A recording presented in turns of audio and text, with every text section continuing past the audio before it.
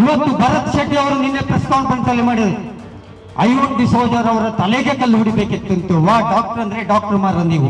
ನಿಮ್ಮಲ್ಲಿ ಅಡೂರಲ್ಲಿ ಮಿನಿ ಪಾಕಿಸ್ತಾನ ಆಗಿದೆ ಅಂತಾದ್ರೆ ನರೇಂದ್ರ ಮೋದಿ ಅವರು ಮತ್ತು ಅಮಿತ್ ಶಾ ಅವರು ರಾಜೀನಾಮೆ ತಕ್ಷಣ ಕೊಡ್ಬೇಕು.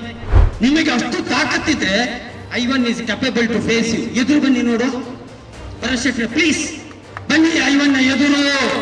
ಇಂತಹ ಪ್ರಚೋದನಕಾರಿ ಹೇಳಿಕೆ ಕೊಡುವುದು ನಿಮ್ಮ ಚಟ ಆಗಿದೆ, ನಿಮಗೆ ಹವ್ಯಾಸ ಆಗಿದೆ. ಇದು ಜಿಲ್ಲೆಯಲ್ಲಿ ಅಭಿವೃದ್ಧಿಯ ಬಗ್ಗೆ ಮಾತನಾಡಲಿಕ್ಕೆ ಬೇಕಾದಷ್ಟು ಕೆಲಸ ಇದೆ ಮಿಸ್ಟರ್ ಕಾಮತ್. ಐವನ್ ಡಿಸೋಜರ್ ಅವರಿಗೆ ಕಲ್ಲು ಹೊಡೆಯೋದು ಬಿಡಿ. ಐವನ್ ಡಿಸೋಜನ್ ಅವರನ್ನ ಹತ್ರ ಹೋದ್ರೆ ನಿಮ್ಗೆ ಮುಟ್ಲಿಕ್ಕೂ ಆಗುದಿಲ್ಲ. ರಾಹುಲ್ ಗಾಂಧಿ ಅವರ ಕೆನ್ನೆಗೆ ಹೊಡೆಯೋದು ಬಿಡಿ, ರಾಹುಲ್ ಗಾಂಧಿ ಅವರ ನೆರಳನ್ನ ಕೂಡ ಸಂಪರ್ಕ ಮಾಡ್ಲಿಕ್ಕೆ ನಿಮ್ಗೆ ಸಾಧ್ಯ ಇಲ್ಲ. ಶಾಂತಿಯುತವಾಗಿ ಇದ್ದಂತ ಪರಿಸ್ಥಿತಿಯಲ್ಲಿ ಮೊನ್ನೆ ಐವನ್ ಡಿಸೋಜರ್ ಅವರ ಮನೆಯ ಮೇಲೆ ಕಲ್ಲೆಸಿದ್ದಾರೆ. ಆಮೇಲೆ ಶರಣ್ ಪಂಪೆಲ್ ಹೇಳ್ತಾರೆ ಇದು ಲೇಟ್ ಆಯ್ತು ಅಂತ. ಆಮೇಲೆ ಭರತ್ ಶೆಟ್ಟಿ ಅವರು ಹೇಳ್ತಾರೆ ತಲೆಗೆ ಹೊಡಿಬೇಕಿತ್ತು ಅಂತ. ಇಂತಹದರ ವಿರುದ್ಧ ಕಾಂಗ್ರೆಸ್ ಪಕ್ಷಕ್ಕೂ ಮತ್ತು ಕಾರ್ಯಕರ್ತರಿಗೂ ಧಿಕ್ಕಾರ ಹೇಳುವ ಸ್ವಾತಂತ್ರ್ಯ ನಮಗೆ ಇದೆ. ಅದಕ್ಕಾಗಿ ನಾವು ಇವತ್ತು ಧಿಕ್ಕಾರವನ್ನು ಕೂಗುತ್ತಾ ಬಂದಿದ್ದೇವೆ. ಎರಡನೇದು, ಇವತ್ತು ಭರತ್ ಶೆಟ್ಟಿ ಅವರು ನಿನ್ನೆ ಪ್ರೆಸ್ ಕಾನ್ಫರೆನ್ಸ್ ಅಲ್ಲಿ ಮಾಡಿದ್ರು, ಐವನ್ ಡಿಸೋಜರ್ ಅವರ ತಲೆಗೆ ಕಲ್ಲು ಹಿಡಿಬೇಕಿತ್ತು. ವಾ ಡಾಕ್ಟರ್ ಅಂದ್ರೆ ಡಾಕ್ಟರ್ ಮಾರ ನೀವು. ಇವತ್ತು ಐವನ್ ಡಿಸೋಜರ್ ಅವರ ಮನೆಗೆ ನೀವು ಕಲ್ಲು ಹೊಡೆದ್ರಿ. ಹಾಗಿದ್ರೆ ರಾತ್ರಿ ಕಾಂಗ್ರೆಸ್ಸಿನ ಬಿಜೆಪಿಯ ನಾಯಕರು ಎಲ್ಲರೂ ಈ ರೀತಿಯ ಹಿಂಸಾತ್ಮಕ ಪ್ರಚೋದನೆಗಳನ್ನ ಕೊಡ್ತಾ ತಲೆಗೆ ಹೊಡಿತೇನೆ ಹೇಳ್ತಾರಲ್ಲ ಡಾಕ್ಟ್ರು.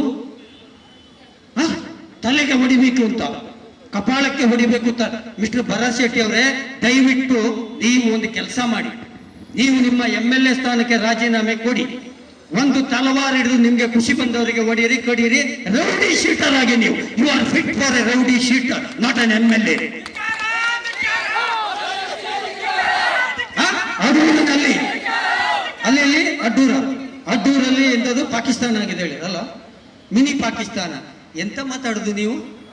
ನಿಮ್ಮಲ್ಲಿ ಅಡೂರಲ್ಲಿ ಮಿನಿ ಪಾಕಿಸ್ತಾನ ಆಗಿದೆ ಅಂತಾದ್ರೆ ನರೇಂದ್ರ ಮೋದಿ ಅವರು ಮತ್ತು ಅಮಿತ್ ಶಾ ಅವರು ರಾಜೀನಾಮೆ ತಕ್ಷಣ ಕೊಡ್ಬೇಕು. 10 ವರ್ಷ ನಿಮ್ಮ ಆಡಳಿತ ಇದೆ.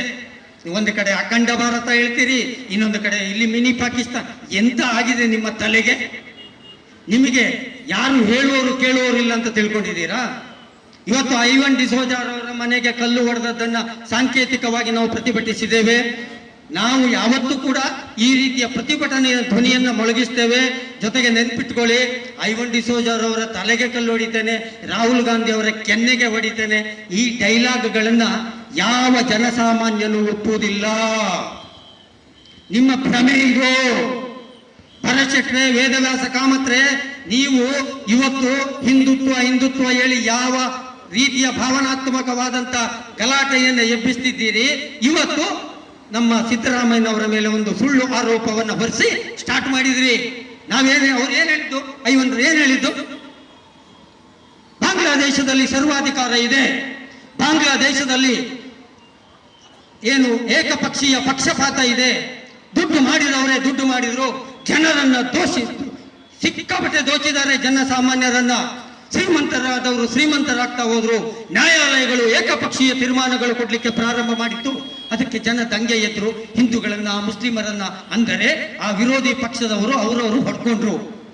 ಈ ರೀತಿ ಸರ್ವಾಧಿಕಾರ ಬಂದ್ರೆ, ನಾನು ಐವನ್ ಮಾತನಾಡುವಾಗಿದ್ದೆ, I second every word of Ivan.